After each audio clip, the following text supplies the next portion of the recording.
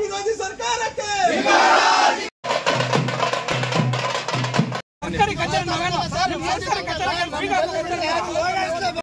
ಸರ್ಕಾರಿ ಕಚೇರಿ ಯಾರು ಯಾರು ಪ್ರತಿಭಟನೆ ಮಾಡಿಲ್ಲ. 10 ಸಲ ಫೋನ್ ಮಾಡಿದೀವಿ, ಅವ್ರು ರಿಸೀವ್ ಮಾಡಲಿಲ್ಲ.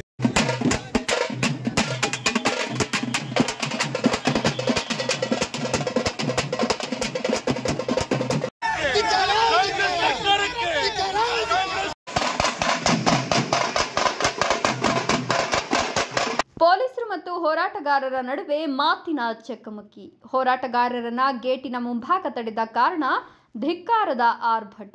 ಶಾಸಕರಿಗೆ ಮನವಿ ಸಲ್ಲಿಸಲು ತಾಲೂಕು ಕಚೇರಿಗೆ ಆಗಮಿಸಿದ ವೇಳೆ ನಡೆದ ಘಟನೆ.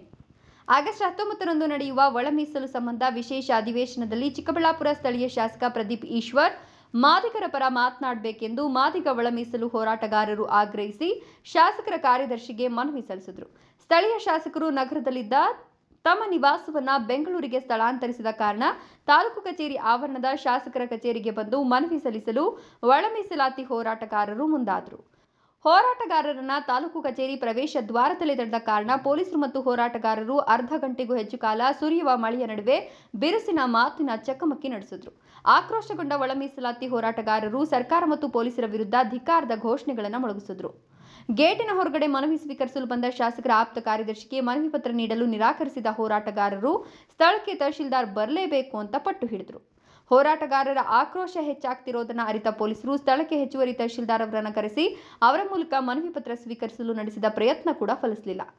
ಹೆಚ್ಚುವರಿ ತಹಶೀಲ್ದಾರ್ ರಶ್ಮಿ ಅವರಿಗೆ ಫೋನ್ ಕರೆಯ ಮೂಲಕ ಸಂಪರ್ಕಿಸಿ ಪರಿಸ್ಥಿತಿ ಮಾಹಿತಿ ನೀಡಿದರು. ನಂತರ ನಡೆದ ಬೆಳವಣಿಗೆಯಲ್ಲಿ ಹೋರಾಟಗಾರರನ್ನ ತಾಲೂಕು ಕಚೇರಿ ಆವರಣಕ್ಕೆ ಬಿಡಲಾಯಿತು.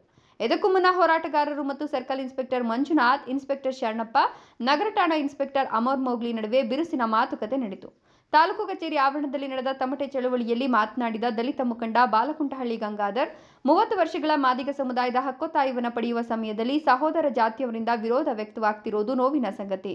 ಈ ಸಂಬಂಧ ಚಿಕ್ಕಬಳ್ಳಾಪುರ ಶಾಸಕ ಪ್ರದೀಪ್ ಈಶ್ವರ್ ಅವರಿಗೆ ಮನವಿ ಪತ್ರವನ್ನು ನೀಡಿ ನಮ್ಮ ಪರವಾಗಿ ಮಾತನಾಡುವಂತೆ ಕೋರಿಕೊಳ್ಳಲು ವ್ಯವಸ್ಥೆ ಮಾಡಲಾಗಿತ್ತು. ದುರಾದೃಷ್ಟವಶಾತ್ ಚಿಕ್ಕಬಳ್ಳಾಪುರ ಶಾಸಕರಿಗೆ ಮನೆ ಇಲ್ಲವಾಗಿದೆ. ನಗರದಲ್ಲಿದ್ದ ಮನೆಯನ್ನ ರಾತ್ರೋರಾತ್ರಿ ಖಾಲಿ ಮಾಡಿ ಮತದಾರರನ್ನ ಅನಾಥರನ್ನಾಗಿ ಮಾಡಿದ್ದಾರೆ.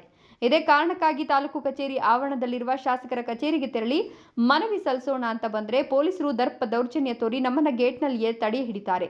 ಆದರೂ ನಾವು ಜಗ್ಗತೆ ತಾಲೂಕು ಕಚೇರಿ ಆವರಣದೊಳಗೆ ಪ್ರವೇಶವನ್ನು ಪಡೆದಿದ್ದೇವೆ. ಅಂಬೇಡ್ಕರ್ ಫೋಟೋ ಹಿಡಿದು ದಲಿತರ ಮನೆಯಲ್ಲಿ ಊಟ ಮಾಡಿದ ತಕ್ಷಣ ಶಾಸಕರಿಗೆ ದಲಿತರ ಮೇಲೆ ಪ್ರೀತಿ ಬರೋದಿಲ್ಲ. ನಿಜವಾಗಿ ಅವರಿಗೆ ದಲಿತ ಪ್ರೀತಿ ಇರೋದೇ ಆದರೆ ಆಗಸ್ಟ್ 19ರ ವಿಶೇಷ ಒಳ ಮೀಸಲು ಅಧಿವೇಶನದಲ್ಲಿ ನಮ್ಮ ಪರವಾಗಿ ಮಾತನಾಡಬೇಕು. ಇಲ್ಲವಾದಲ್ಲಿ ಅವರು ಭೇಟಿ ನೀಡುವ ಎಲ್ಲೆಡೆಯೂ ಅವರಿಗೆ ಮಾದಿಗ ಸಮುದಾಯ ಬಹಿಷ್ಕಾರ ಹಾಕಲಾಗ್ತದೆ ಅಂತ ಎಚ್ಚರಿಕೆಯನ್ನು ಕೊಟ್ಟರು. ಸಂಘಟನೆಗಳ ಒಕ್ಕೂಟ ಹಾಗೂ ಮಾದಿಗ ಸಂಘಟನೆಗಳ ಒಕ್ಕೂಟ ಸಂಯುಕ್ತಾಶ್ರಯದಲ್ಲಿ ಕರ್ನಾಟಕ ರಾಜ್ಯಾದ್ಯಂತ ಇವತ್ತು ಎಲ್ಲ ತಾಲೂಕು ಕೇಂದ್ರಗಳಲ್ಲಿ ಮಾನ್ಯ ಶಾಸಕರುಗಳ ಮನೆ ಮುಂದೆ ಒಂದು ಧರಣಿ ಕಾರ್ಯಕ್ರಮವನ್ನು ಒಳ ಮೀಸಲಾತಿ ಪರವಾಗಿ ಇವತ್ತು ಕೆಲಸ ಮಾಡ್ತಾ ಇದೆ. ಮತ್ತೆ ಧರಣಿ ಮಾಡ್ತಾ ಇದ್ವಿ ತಮಟೆ ಚಳುವಳಿ ಮುಖಾಂತರ. ಆದರೆ ಇವತ್ತು ನಮ್ಮ ಪರಿಸ್ಥಿತಿ ಏನಾಗಿದೆ, ಚಿಕ್ಕಬಳ್ಳಾಪುರ ಪರಿಸ್ಥಿತಿ ಅಂದರೆ ಇವತ್ತು ನಮ್ಮ ಚಿಕ್ಕಬಳ್ಳಾಪುರ ಯಾರೂ ಹೇಳ್ದೆ ಕೇಳ್ದೇನೆ ನಮ್ಮ ಶಾಸಕರಾದಂಥ ಪ್ರದೀಪ್ ಈಶ್ವರ್ ಅವರು ಇವತ್ತು ಮನೆ ಖಾಲಿ ಮಾಡ್ಕೊಂಡು ಹೋಗಿದ್ದಾರೆ.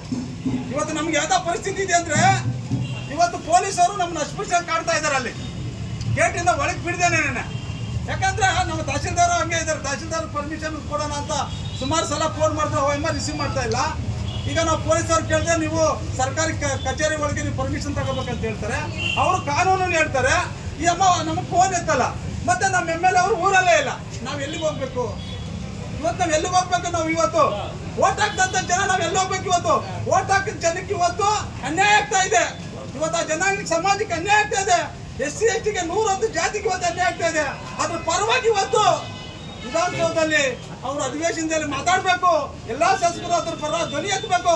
ನಾವು ಓಟ್ ಹಾಕಿರೋಂಥ ಜನ ನಮ್ಮ ಓಟಿಂದ ನೀವು ಗೆದ್ದಿರೋದು, ಅದಕ್ಕೋಸ್ಕರ ನಮ್ಮ ಪರವಾಗಿ ನೀವು ನಿಂತ್ಕೊಳ್ಳಿ ಅಂತ ಹೇಳ್ಬಿಟ್ಟು ಇವತ್ತು ರಾಜ್ಯಾದ್ಯಂತ ಎಲ್ಲ ಅಸೆಂಬ್ಲಿ ಕ್ಷೇತ್ರಗಳಲ್ಲಿ ಎಲ್ಲ MLA ಮನೆ ಮುಂದೆ ಇವತ್ತು ಒಂದು ಪ್ರತಿಭಟನಾ ಕಾರ್ಯಕ್ರಮ ಧರಣಿ ಏನಂದ್ರೆ ತಮಟೆ ಚಳವಳಿ ಮುಖಾಂತರ ಮಾಡ್ತಾ ಇದೀವಿ. ಅದರಂತೆ ನಾವು ಚಿಕ್ಕಬಳ್ಳಾಪುರದಲ್ಲಿ ಮಾಡ್ತಾ ಇದೀವಿ. ನಾವು ಮೊದಲೇ 3-4 ದಿನದ ಮೊದಲೇನೆ ನಾವು ಅವ್ರಿಗೆ ಮೆಸೇಜ್ ಅನ್ನು ಕೊಟ್ಟಿದ್ದೀವಿ. ಅವ್ರಿಗೆ ಅಧಿವೇಶನ ಇದೆ, ನಾವು ಹೋಗ್ಬೇಡಿ ಅಂತ ಹೇಳಿಲ್ಲ. ಬಟ್ ಈಗ ನಾವು ಎಲ್ಲಿ ಹೋಗ್ಬೇಕು?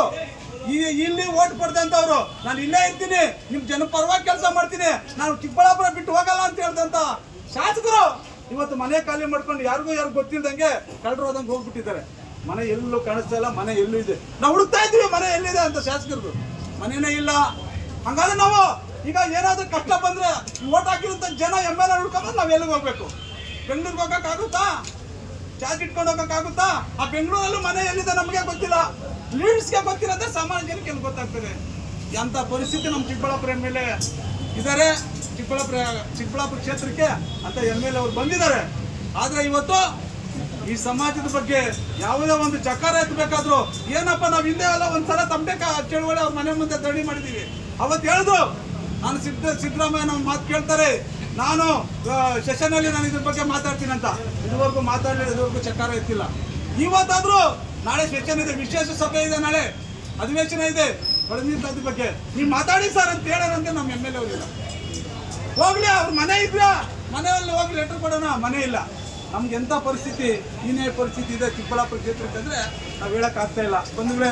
ಅದರಿಂದ ಮಾನ್ಯ ಶಾಸಕರು ಏನು ಎಲೆಕ್ಷನಲ್ಲಿ ಮಾತು ಕೊಟ್ಟಿದ್ರು, ಈ ಸಮಾಜದ ಪರವಾಗಿ ನಾನು ಕೆಲಸ ಮಾಡ್ತೀನಿ, ಜನರ ಪರವಾಗಿ ನಾನು ಇದ್ದೀನಿ ಅಂತ ಅದನ್ನ ನಡ್ಕೋಬೇಕು.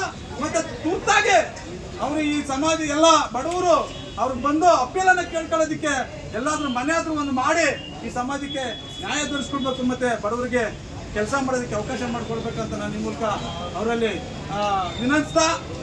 ಮಾದಿಗ ಒಳ ಮೀಸಲಾತಿ ಹೋರಾಟ ಸಮಿತಿಯ ಜಿಲ್ಲಾಧ್ಯಕ್ಷ ಸುರೇಶ್ ಮಾತನಾಡಿ, ಒಳ ಮೀಸಲಾತಿ ವಿಶೇಷ ಅಧಿವೇಶನದಲ್ಲಿ ಶಾಸಕ ಪ್ರದೀಪ್ ಈಶ್ವರ್ ನಮ್ಮ ಪರವಾಗಿ ಮುಖ್ಯಮಂತ್ರಿಗಳಿಗೆ ಮನವರಿಕೆ ಮಾಡಿಕೊಡಬೇಕು. 30 ವರ್ಷಗಳ ಹೋರಾಟಕ್ಕೆ ನ್ಯಾಯ ಒದಗಿಸುವಲ್ಲಿ ಶಾಸಕರ ಪಾತ್ರ ಮುಖ್ಯವಾಗಿದೆ. ನಾಳೆ ಅವರು ನಮ್ಮ ಪರವಾಗಿ ಧ್ವನಿ ಎತ್ತಲಿಲ್ಲ ಅಂದ್ರೆ ಮುಂದಿನ ಚುನಾವಣೆಗಳಲ್ಲಿ ಅವರಿಗೆ ಸೋಲಿನ ರುಚಿಯನ್ನು ತೋರಿಸ್ತೇವೆ ಅಂತ ಎಚ್ಚರಿಸಿದರು. ಇವತ್ತು ನಾಳೆ 5 ಗಂಟೆಗೆ 4 ಗಂಟೆಗೆ ಏನು ವಿಶೇಷ ಒಂದು ಅಧಿವೇಶನ ಒಳ ಮೀಸಲಾತಿ ಬಗ್ಗೆ ಕರೆದಿದ್ದಾರೆ. ಅದರಲ್ಲಿ ಅವರು ನಾಳೆ ವಿಶೇಷ ಸಭೆಯಲ್ಲಿ ಚಿಕ್ಕಬಳ್ಳಾಪುರ ಜನತೆ ನನ್ಗೆ ವೋಟ್ ಹಾಕಿದ್ದಾರೆ, ನನ್ಗೆ ಅವರು ಅಪೀಲ್ ಮಾಡಿದ್ದಾರೆ, ನೀವು ಒಳ ಮೀಸಲಾತಿನ ಜಾರಿ ಮಾಡಬೇಕು, ಇಲ್ಲಾಂದ್ರೆ ನಾನು ಚಿಕ್ಕಬಳ್ಳಾಪುರ ತಾಲೂಕಲ್ಲಿ ನನ್ನ ಅಸೆಂಬ್ಲಿಯಲ್ಲಿ ಓಡಾಡಕ್ಕೆ ನಾನು ಬಿಡೋದಿಲ್ಲ ಅಂತ ನೀವು ತಾಕೀತು ಮಾಡಬೇಕು ಸಿದ್ದರಾಮಯ್ಯನವ್ರಿಗೆ ಅಂತ ನಾನು ನಿಮ್ಮ ಮೂಲಕ ಹೇಳ್ತಾ, ಅವ್ರು ಏನಾದರೂ ನಾಳೆ ಸೆಷನ್ನಲ್ಲಿ ಅಧಿವೇಶನದಲ್ಲಿ ವಿಶೇಷವಾಗಿ ಮಾತಾಡಿಲ್ಲ ಅಂದ್ರೆ ಅವ್ರು ಎಲ್ಲೇ ಯಾವುದೇ ಒಂದು ಕಾರ್ಯಕ್ರಮ ಮಾಡಿದ್ರು, ಯಾವುದೇ ಒಂದು ಹಳ್ಳಿಗೆ ಹೋದ್ರು ನಾವು ಯಾರನ್ನು ಬಹಿಷ್ಕಾರ ಆಗ್ತೀವಿ, ಮತ್ತೆ ಯಾವ್ದು ಹಳ್ಳಿಗೆ ಬರೋಕ್ ಬಿಡೋದಿಲ್ಲ. ಅದು ಎಚ್ಚರಿಕೆ ಅಂತ ಹೇಳ್ಬಿಟ್ಟು ನಮ್ಮ ಶಾಸಕರು ತಿಳ್ಕೋಬೇಕು. ಅದಕ್ಕೆ ದಾರಿ ಮಾಡ್ಕೊಡ್ತೇನೆ.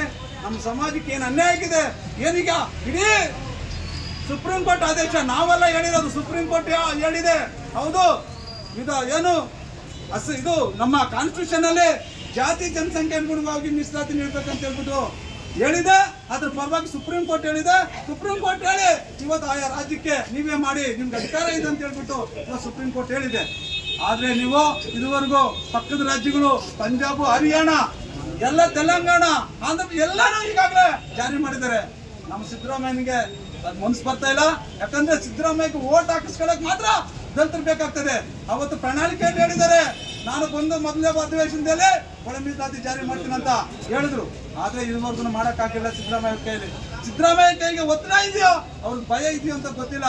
ಅದಕ್ಕೆ ನಾನು ಹೇಳೋದು, ಸಿದ್ದರಾಮಯ್ಯನವರೇ, ನೀವು ನಮ್ಮ ಜನಾಂಗದಿಂದ ಓಟ್ ಕೊಡ್ತೀರ, CM ಆಗಿರೋದು ದಲಿತ ಓಟಿಂದನೇ, ಅರ್ಥ ಮಾಡ್ಕೊಳ್ಳಿ. ನಿಮ್ಗೆ ಬೇರೆಯವ್ರು ಯಾರು ಗೆಲ್ಸಿಲ್ಲ. ಅದಕ್ಕೇನೆ ನೀವು ಕೂಡಲೇ ನಾಳೆ ಅಧಿವೇಶನದಲ್ಲಿ ಯಾರ ಮಾತಿಗೆ ಬೆಲೆ ಕೊಡ್ತೇನೆ. ಈಗ ನೀವಾಗಲೇ ಎಲ್ಲ MLAಗಳಿಗೂ ಒಂದೊಂದು ಲೆಟರ್ ಕೊಟ್ಟಿದ್ದೀರಾ. ಅವ್ರು ಏನು ಮಾತಾಡ್ಕೊಂಡ್ ಬರ್ತಾರ, ಏನು ಓದ್ಕೊಂಡ್ ಬರ್ತಾರ ಗೊತ್ತಿಲ್ಲ, ಮಂತ್ರಿಗಳು ಕೊಟ್ಟಿದ್ದೀರಾ. ನೀವು ವಿಶೇಷ ಅಧಿವೇಶನದಲ್ಲಿ ದಯವಿಟ್ಟು ಈ ಮಾದಿಗೆ ಅನ್ಯಾಯ ಆಗ್ದಂಗೆ, ಈ ಸಮಾಜಕ್ಕೆ ಅನ್ಯಾಯ ಆಗ್ದಂಗೆ, ಮತ್ತೆ ಏನು 101 ಜಾತಿಗೆ ನಾವು ಒಬ್ಬರಿಗೆ ಕೊಡಿ ಅಂತ ಹೇಳಿಲ್ಲ, 101 ಜಾತಿಗೆ ಅವ್ರ ಜನಸಂಖ್ಯೆಗೆ ಅನುಗುಣವಾಗಿ ಏನು ಮೀಸಲಾತಿ ಕೊಡಬೇಕು. ಕಾನ್ಸ್ಟಿಟ್ಯೂಷನ್ ಅಲ್ಲಿ ಏನಿದೆ, ಸರ್ವರಿಗೆ ಸಮಪಾಲು, ಸರ್ವರಿಗೆ ಸಮಪಾಲು ಅಂತ ಏನಿದೆ ಅದನ್ನ ಕೂಡಲೇ ನೀವು ನೆರವೇರಿಸ್ಕೊಳ್ಬೇಕು. ಆವಾಗ ನೀವು ದಲಿತರ ಪರವಾಗಿ, ಹಿಂದುಳಿದವರ ಪರವಾಗಿ, ಅಲ್ಪಸಂಖ್ಯಾತರ ಪರವಾಗಿ ಇದ್ದೀರಾ ಸಿದ್ದರಾಮಯ್ಯನವರು ಅಂತ ಎಲ್ರಿಗೂ ಗೊತ್ತಾಗ್ತದೆ. ಈ ವೇಳೆ ಹೋರಾಟಗಾರರಾದ ಮುನಿಕೃಷ್ಣಪ್ಪ, BN ಗಂಗಾಧರಪ್ಪ, M ವೇಣು, ಮಂಜು, ತುಳಸಿ, ಗಾಯತ್ರಿ, ಸುರೇಶ್, ಮುನಿರಾಜು, ನಾಗೇಶ್ ಹಾಗೂ ಮತ್ತಿತರರು ಹಾಜರಿದ್ದರು.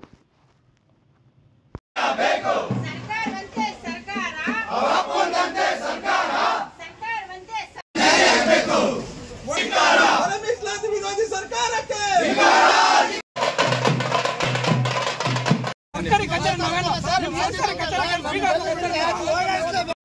ಸರ್ಕಾರಿ ಕಚೇರಿ ಯಾರು 10 ಸಲ ಫೋನ್ ಮಾಡಿದೀವಿ, ಅವ್ರು ರಿಸೀವ್ ಮಾಡ್ಲಿ.